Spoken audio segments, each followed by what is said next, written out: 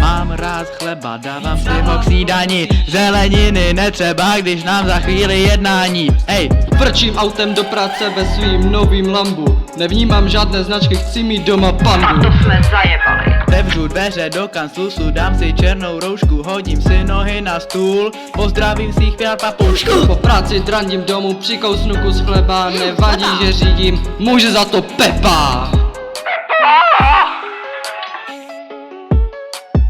Parkuju své Lambo, tady couvám já, nepleť se mi troubo. Ježíš Maria. Tak jsem zpátky doma, hned mě vítá Pepa, s radostí mu oznamuju, že si dáme chleba. Radostí vyskočil, do hlavy se uhodil, Jana hned volal záchranku a tím příběh ukončil. Čau Pepo, jak se tady máš? Mám se tady dobře. Hele, víš, co by ti fakt zlepšil náladu? To opravdu netuším. Donesl jsem ti chleba.